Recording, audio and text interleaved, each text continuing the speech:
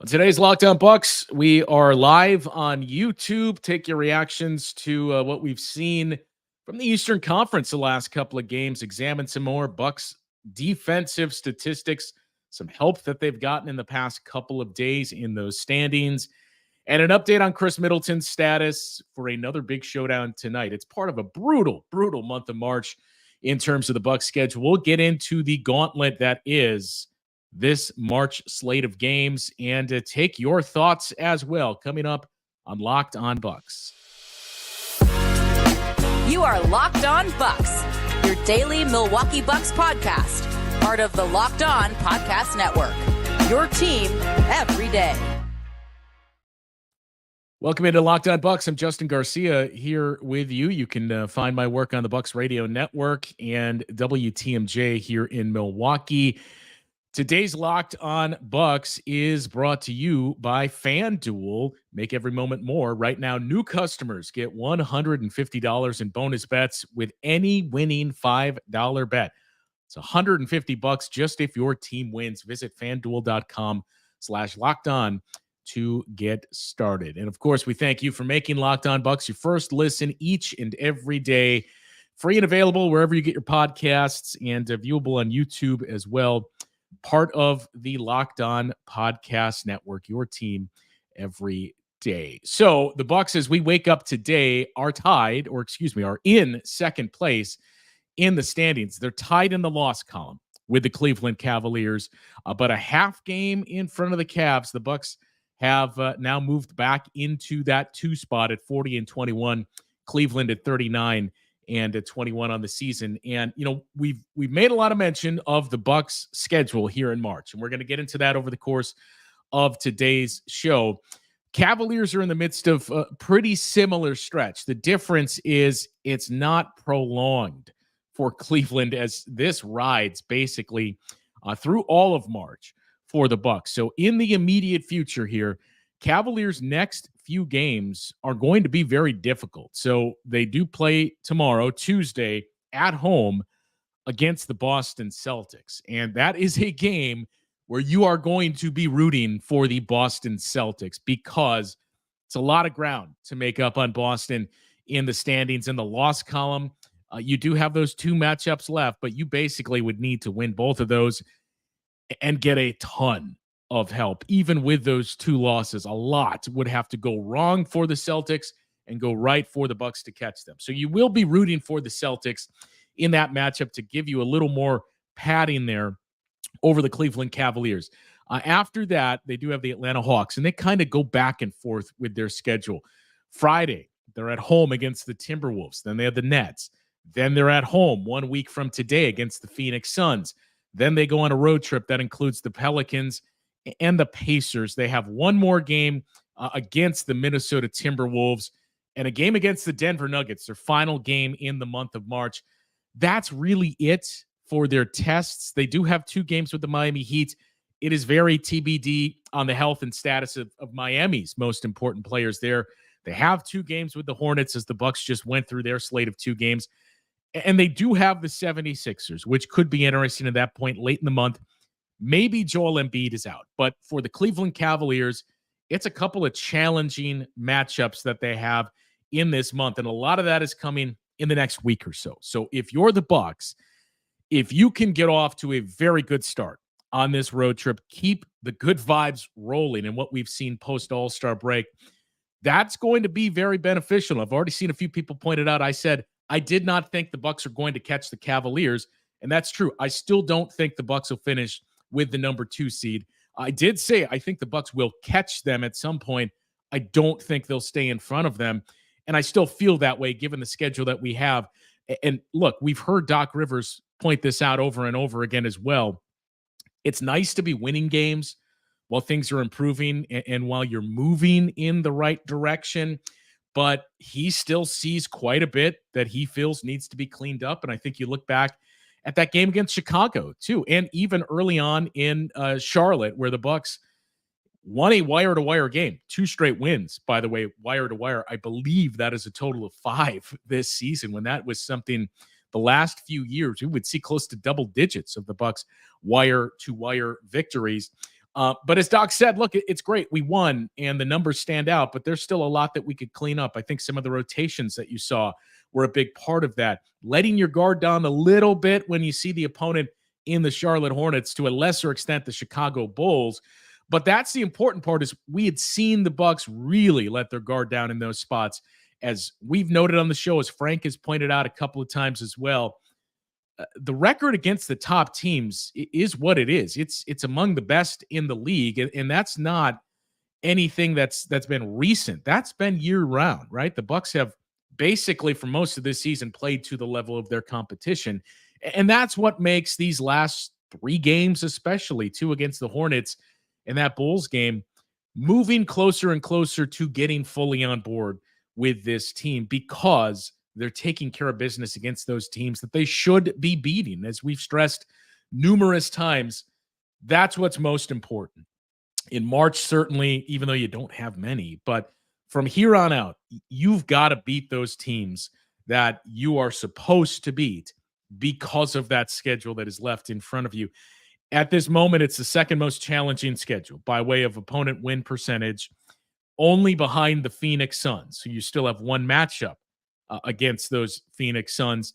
And it is by far, and especially when you factor in the contenders or those top 10 teams in the Eastern Conference, it is by far the most difficult schedule in the East. Now, the interesting things that have happened is when we started having these schedule conversations, Bucks schedule difficulty has been pretty flat and pretty constant. It has been in the top 5 for a while now, for over a month. But teams like the Cavs and the Pacers were either way down there in the bottom 5 or at least the bottom half of the Eastern Conference and league as a whole. They've started to creep upward, and Cleveland now has the 10th most difficult remaining schedule. Again, a lot of that is going to occur over the next 10 days, 2 weeks really, for the Cavaliers. But suddenly Cleveland with the 4th most challenging schedule left in the East. The Indiana Pacers have the 3rd most challenging schedule left in the East. And the New York Knicks are still right around where they've been all season, or at least since, again, we started spending more time on this, in the middle of the pack. They're dealing with a number of injuries, and you add Jalen Brunson to the mix over the weekend, though the Knicks did give the Bucks quite a bit of help with that victory. You just have to win those games that you would circle and say, these are the games the Bucks will certainly be favored in and should win. There's 5 of those remaining for the Bucks in this schedule that sits in front of them. So again, 21 games left for the Bucks.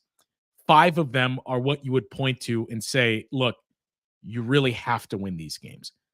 The Washington Wizards, the Memphis Grizzlies, and especially considering Doc Rivers himself made note of, were pretty good in revenge games after that home win against the Denver Nuggets. The Toronto Raptors, another team that is outside of the play-in tournament right now. The Brooklyn Nets, as that is the lone representative you have left in the month of March of games against opponents outside of the postseason right now. So in other words, not in the top 6 playoff teams and not in those 4 spots for the play-in tournament. You got a game against Brooklyn. That's it. That's the only team left in March on that mix. And then the Atlanta Hawks, who right now are 10th in the Eastern Conference. But you got rid of your games against the Charlotte Hornets. You're done with your games against teams like the San Antonio Spurs, the Pistons, you're done with as well. You got that one against the Wizards. But these games are important because of that schedule that is left for the Bucks. 5-game win streak. It'd be nice to see this thing extended to 7 or 8 games. And I do think you have a good chance to do that with this schedule that's in front of you. The challenge is going to be the travel and everything else. You are catching a couple of breaks here, especially tonight with the Los Angeles Clippers being night 2 of a back-to-back, though the Clippers played in the afternoon yesterday. But some things are starting to go the Bucks' way here in terms of the schedule, and certainly in the short term with that schedule that the Cleveland Cavaliers are currently facing. So we'll take a closer look at these games and how it breaks down really on a 5-game sample size and what's ahead of the Bucks in this month of March here coming up after the break. Also, Khris Middleton, look, we all saw the update if you're on social media over the weekend. He is not going to be playing in this game tonight against the Clippers. Curious to see in the comments as well your feedback on that. It seems like we've been in a good place with Khris Middleton, with the understanding of they're taking their time with him. And Doc Rivers has continued to preach that as well. We're going to take it easy with Khris Middleton. We need him for the postseason. And I do feel like, by and large, Bucks fans have subscribed to that. But I'm curious now if getting your hopes up for a return potentially today against the Clippers and seeing those hopes dashed, if you've started to change your tune on that. So we'll get into that conversation. And by the way, preview that matchup with the Clippers coming up after the break on Locked On Bucks.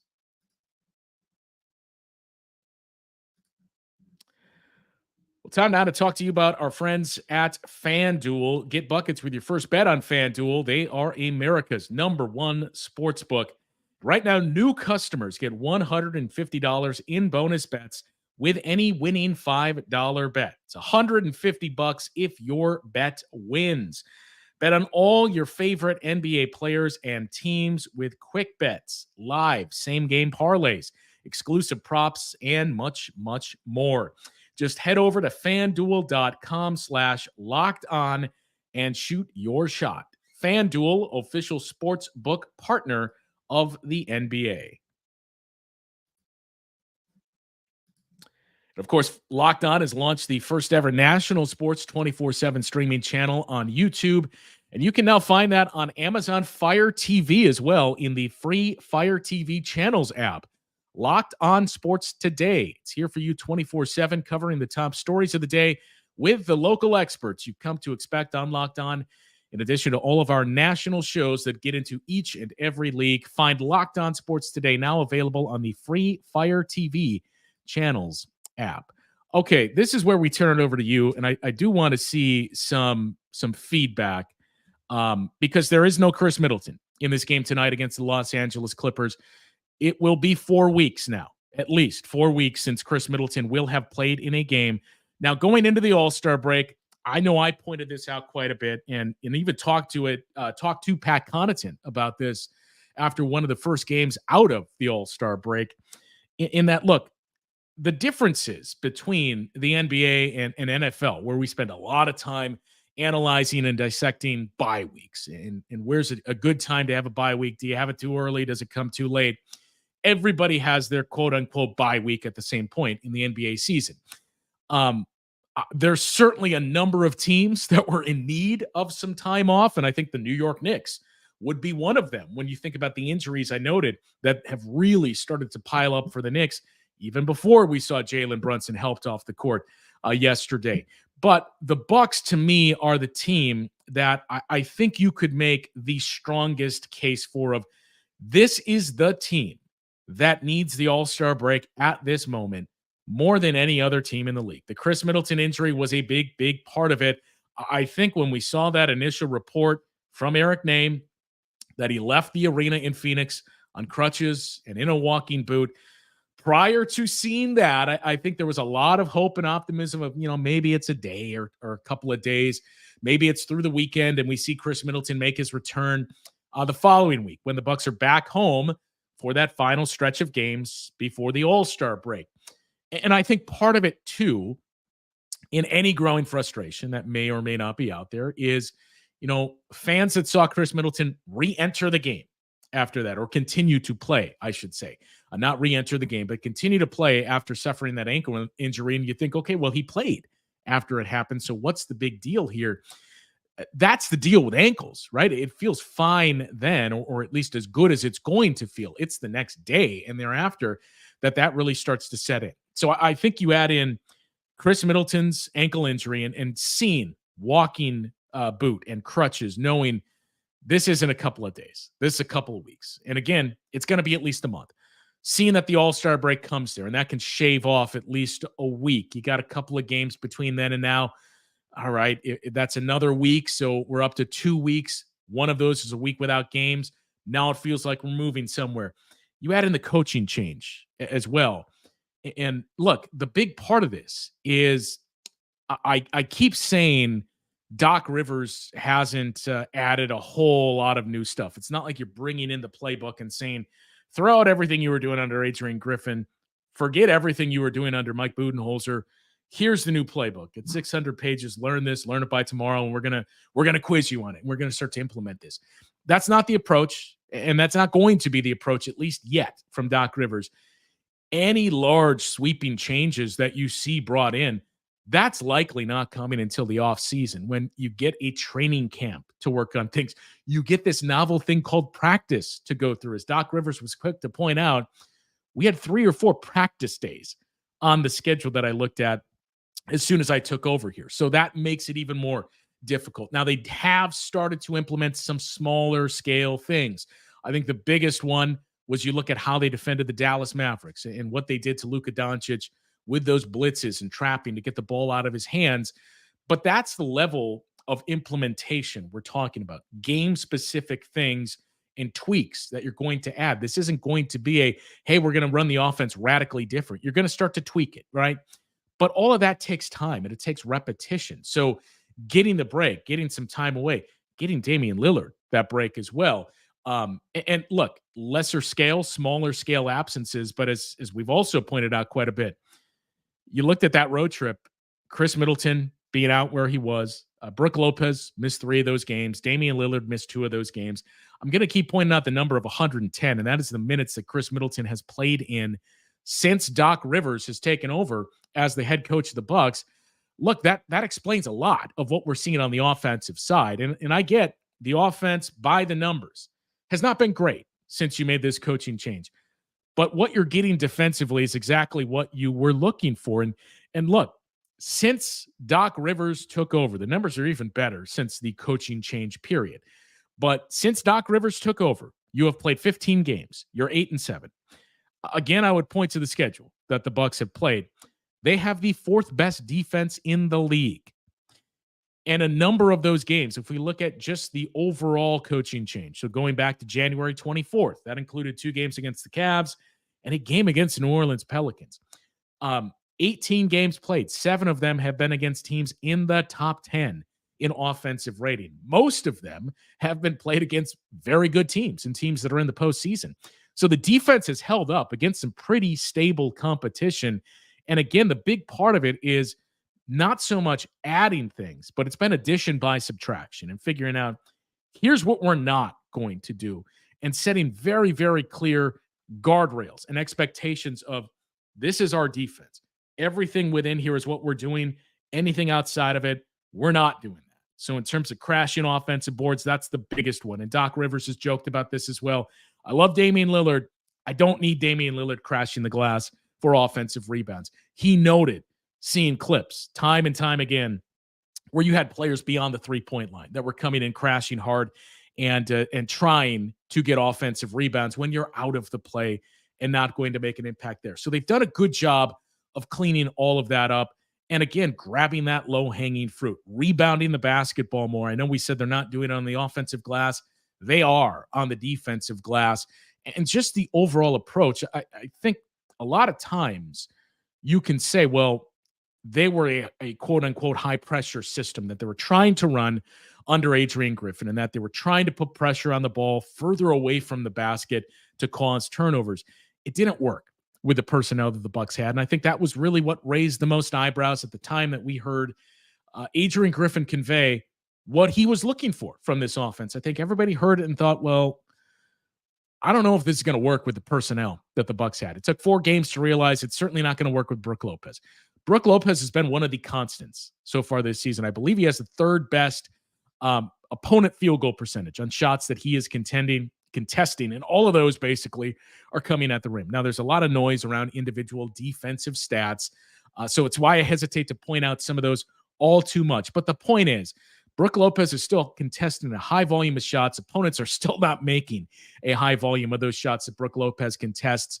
He's been very, very good. When you look at his block production, what he's continued to do, especially since Doc Rivers has arrived, creating rebounding opportunities for his teammates, and even his rebounding numbers we've seen go up as well. Brook Lopez has been very constant in what you would expect defensively. In the short term, I think Damian Lillard, and you've heard more and more chatter here, Damian Lillard has been much, much better on the defensive end. He's been much more energized, it seems. He has been very active. Doc Rivers has mentioned, too, look, Dame has a great basketball IQ. He has very good hands, too, and we've seen the steals start to bubble up for Damian Lillard in these 5 games out of the All-Star break. We were seeing it early in the season from Malik Beasley as well. steals can be deceiving at times. You can walk into a steal. It's not necessarily anything you did to create it. But for Damian Lillard specifically, the numbers we're seeing post All-Star break, I think, are things he has done to create it. But I mentioned, to get back to the overall point, it's not like the Bucks have changed their defense to say, we're not running a pressure system anymore. They continue to run a very high pressure defense. And I think you look at how much they're switching now. And JJ Redick pointed this out over the weekend as well, that it can almost be a Jedi mind trick of sorts, where the Bucks are switching everything basically. And I think to the naked eye, since Doc Rivers took over, but especially after the All-Star break, it stood out as well of, it seems like the Bucks they're switching on a lot more stuff, and they're switching with 5 guys, especially those moments where Brook Lopez isn't on the floor. That is in fact the case. They have continued to switch more and more and more since Doc Rivers has arrived. They've done much better on their pick and roll defense as well. And again, there's 2 parts of that. I think number one, the switching and more of a command and understanding of what goes into this. They've been more connected, and that's the big part with switching. Is a lot of times the misnomer is, well, you can do it with bad defenders, and it's a lazy way around creating those opportunities. If anything, you need to be even more dialed in, and it takes reps. We saw that in 2021 when the Bucks softly started implementing more of it. It took time. As I continue to mention, it wasn't until after the All-Star break in 2021 that the defense certainly felt like it was locked in, and this team overall felt like it was moving in the right direction. But they're switching more.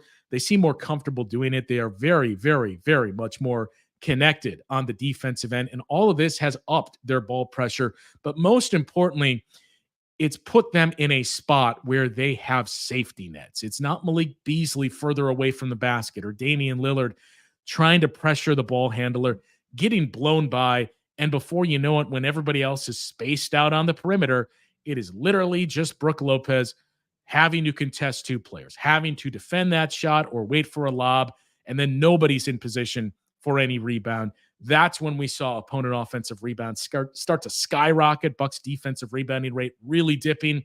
Points in the paint were up. The Bucks have been very good at defending in the paint as well. And again, it's not to me so much any major overhauls defensively. It more has to do with, let's just stop doing these things.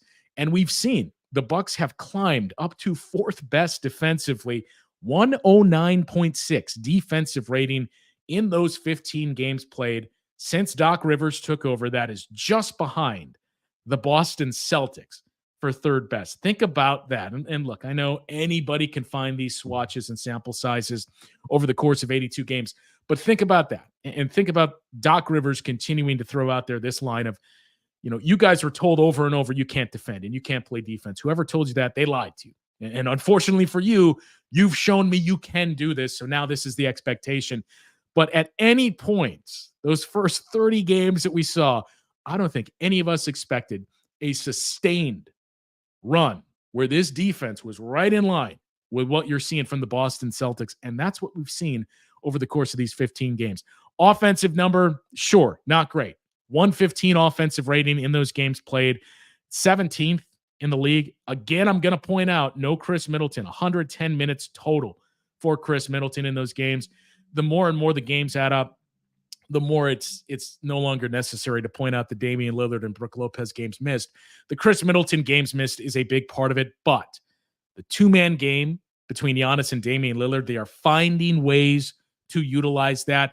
And it's not what we all envisioned it was. I don't mean that in a bad way. We all thought this is going to be NBA 2K. We're just going to set the pick and roll, get that screen going. What do you defend? Do you blitz Damian Lillard? Do you give up the layup to Giannis, the dunk to Giannis? There's no way to defend it. What we've seen is the importance of that 3rd guy. And Khris Middleton is going to be that 3rd guy. In the corner, on the wing, wherever it is, Giannis continues to get better and better finding those guys. And when you get to that moment, knock on wood, where you're fully healthy and Brook Lopez is the worst of the offensive options that Giannis has to throw to coming out of that short roll, this offense is going to start to move up the ladder once they get those pieces in place. But it's going to be important to get it relatively soon for all the reasons we just went through, the change in developing those things, because it's been a work in progress for Giannis and Dame. Well, adding Khris Middleton and figuring out how do we make sure he's in the right spot. You need those reps. You need Khris Middleton on the floor to do that. And one last thing, by the way, is their offense is still in the top 10 in the half court since Doc Rivers took over. So it's 17th overall, but last I checked, 9th best in the half court. That is what matters most. That is where this offense came up short for essentially 5 years, 5 postseason runs, in spite of winning a championship in 2021. That is the piece to be most encouraged by. That, and of course, the Bucks metrics and numbers in those minutes where Giannis, Damian Lillard, Khris Middleton, and Brook Lopez have all been on the floor for this team. We'll take a look at the standings. Again, Bucks are currently in second place in the Eastern Conference. How much longer will that last? We'll take a look at the Bucks slate ahead, the Cavaliers as well. And are there any other teams we need to be concerned about in this Eastern Conference, these final 20-plus games of the regular season? We will get into that conversation after this on Locked On Bucks. Well, Prize Picks is America's #1 fantasy sports app because they have more than 3 million members. They're the easiest and most exciting way to play daily fantasy sports. It's easy because it is just you against the numbers. All you do is pick more than or less than on 2 to 6 player stat projections, and from there, watch the winnings roll in. And right now, it's demon time on Prize Picks, so you can win up to 100 times your money with as little as 4 correct picks. You can turn $10 into $1,000. Demons and Goblins are the newest and most exciting way to play at Prize Picks. Squares marked with red demons or green goblins get you different payouts. You can now win up to 100 times your money with as little as 4 correct picks. It's easy to join. Go to prizepicks.com/LockedOnNBA and use the code LockedOnNBA for a first deposit match up to $100. prizepicks.com/LockedOnNBA, LockedOnNBA. Use that address and use the code LockedOnNBA for a first deposit match up to $100. Prize Picks. Pick more, pick less. It's that easy. All right, so the numbers are improving quite a bit for this Bucks team. Schedule is brutal, and I've mentioned it a number of times. When you look at those games you would circle and say, these are the winnable games. These are the games you frankly have to win. Again, we don't want to overlook opponents and look past anyone, but we've reached that point with 20 games remaining, the importance of those games. The Washington Wizards, the Memphis Grizzlies, the Toronto Raptors, the Brooklyn Nets, and the Atlanta Hawks. Those are games the Bucks have to win. At worst, you need to go 4-1 in those games. It can't be a model of what we saw in the first half of the season.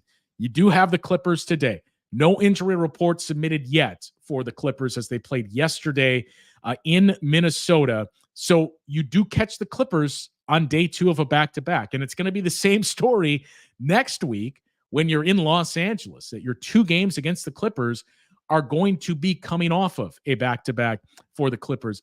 Add to it this as well. Not only is it day 2 of a back-to-back, it was an absolute rock fight. A physical game yesterday against the Minnesota Timberwolves, a game that saw James Harden go 0 for 10 from the field and score just 4 points.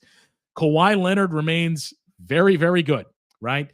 But when we look at that sample size and we look at what the Clippers have been doing here, we mentioned where the Bucks sit defensively. For the longest time, the Clippers were the team, and this really started to change the last 2 or so weeks when the Clippers were one of the best teams in the league by way of all the metrics since December 1st. That's when this turnaround really started to kick into overdrive. You had more time with James Harden. They were starting to figure out the spacing and how to play James Harden and Russell Westbrook, i.e. not do it so much with them on the floor together.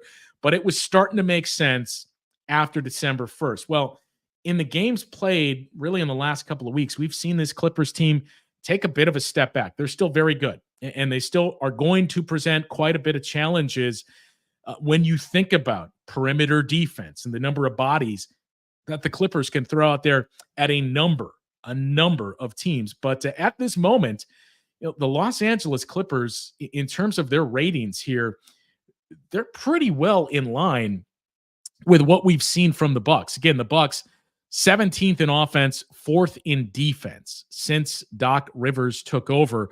That's January 29th. Well, in that time period, the Clippers have gone 9-6. The Bucks have gone 8-7. Clippers have gone 9-6. Offensive rating of 116.6, so just slightly better than the Bucks, though it is 8th best in the NBA. But defense, 116.6 as well. So this Clippers defense has gone from one of the best, and that's really what sparked this turnaround, to right now 21st in the league since that period that we're analyzing everything under of that microscope of January 29th on, when Doc Rivers coached his first game at the Bucks with the Bucks. Clippers have started to take a pretty big step backwards. So on paper, it's daunting. It is a very, very challenging schedule and matchup that the Bucks have, no doubt. But to me, that's another thing to add of, look, Clippers have started to see some regression. This is another game you should circle and say, hey, the Bucks need to win this game. After that, the Golden State Warriors on the road. And almost a similar story with the Warriors as they've started to see a little bit, and I hesitate to say declines, but they've started to feel that of late. The Warriors, very, very similar to the Bucks, were a team that right around the All-Star break, and especially out of it, they really started to find their footing. And it started with a 5-game win streak after an overtime loss to the Atlanta Hawks early in February. They peeled off 5 straight wins. Granted, one of those was against the 76ers without Joel Embiid, but one was against the Phoenix Suns. One was in Utah, where not just the Bucks, a lot of teams have had trouble playing. They lost a very good game by 5 at home to the Clippers, but then other wins. Close game against the Denver Nuggets until the very end. They beat the New York Knicks on the road. And then, of course, the drubbing at the hands of the Boston Celtics yesterday. But it's a Warriors team that, again, they've started to get healthy. They've started to figure out, how do we utilize all these pieces together? The Warriors have been playing very, very good basketball of late. This road trip that the Bucks have, that's how you start it, with the Golden State Warriors on Wednesday night. Then you go to Los Angeles to take on the Lakers. And that's a game that on paper, it's going to draw attention. The Lakers have not been the Lakers. Now, they had a very, very good performance over the weekend. I saw Zach Lowe even call it maybe the best game he has seen anybody play, not just LeBron James, but anyone in James' performance over the weekend against the Clippers. But that is a team on paper I do think the Bucks match up very well against, with their size.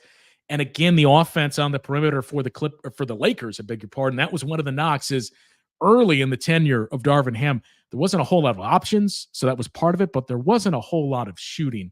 The way this Bucks team has been connected, you're going to need shooters to continue to create that movement and confusion.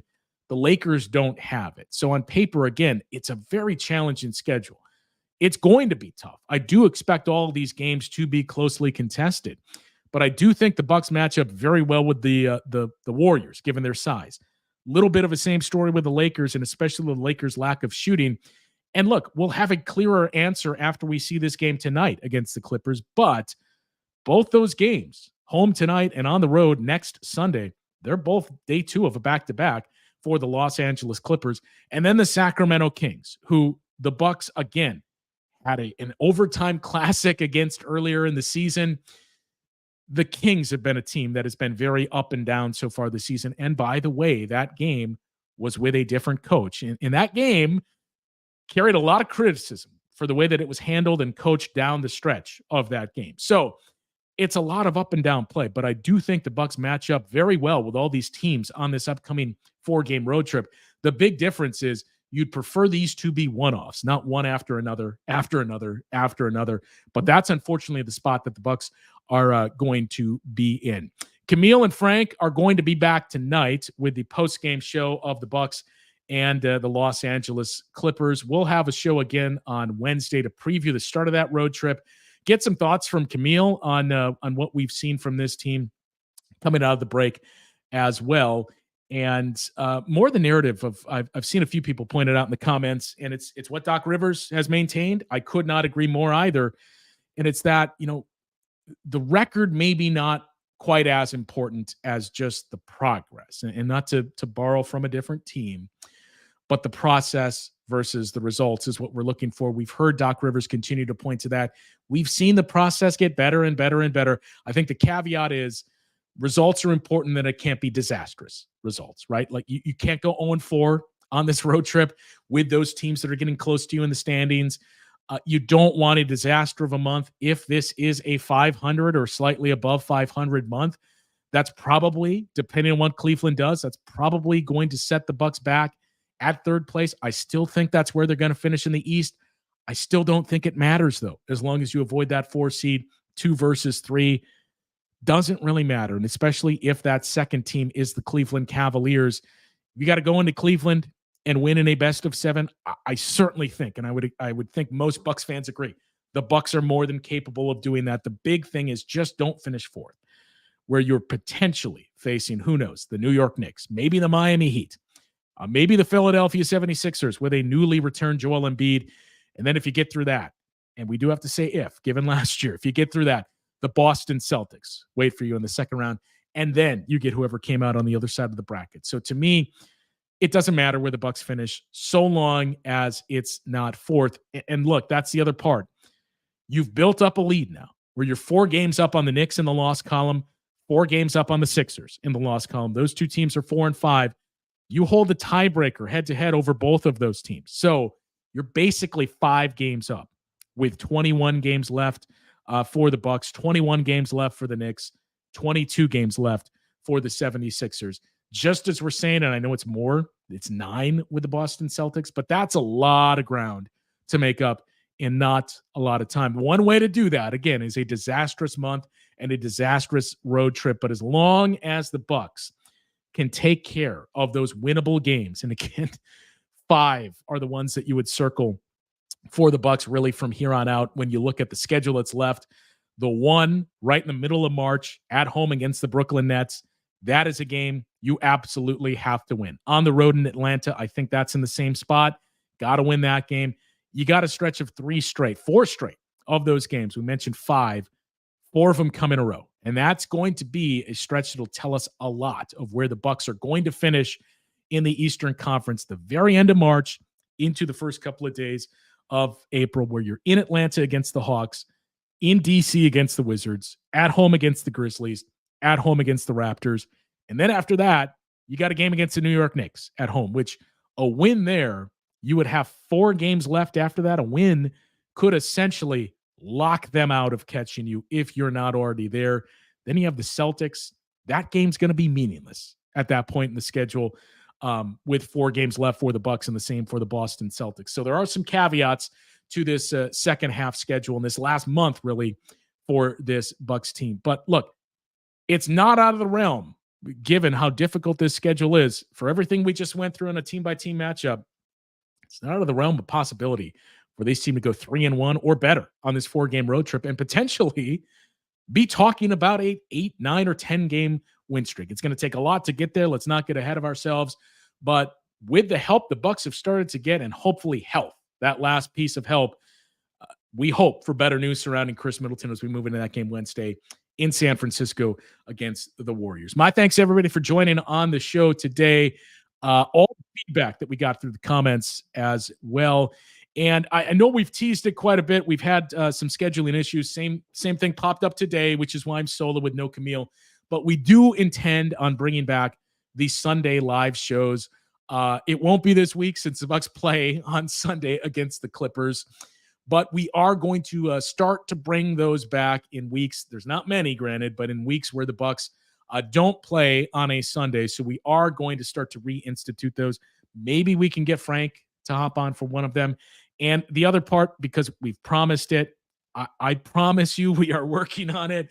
There are layers to it, however, now that he's a big star and we have to go through PR departments to get him booked. But especially with the news that the Bucks have signed now and made it official, Jalen Galloway from the Sydney Kings of the NBL, who better to give us a breakdown and what to expect from the youngster and a guy that, look, Sam Vecini of The Athletic, if you want a short-term get to know Jalen Galloway and what he brings, Sam Vecini of The Athletic has done some of that work.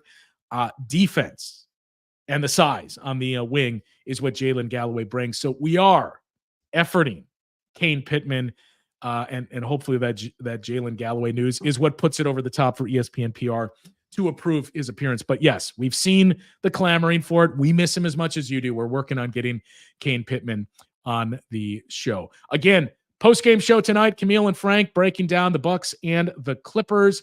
And Camille and I will be back on Wednesday to look ahead to this 4-game road trip. Thanks for tuning in to the live show. We'll talk to you once again later tonight with Locked On Bucks.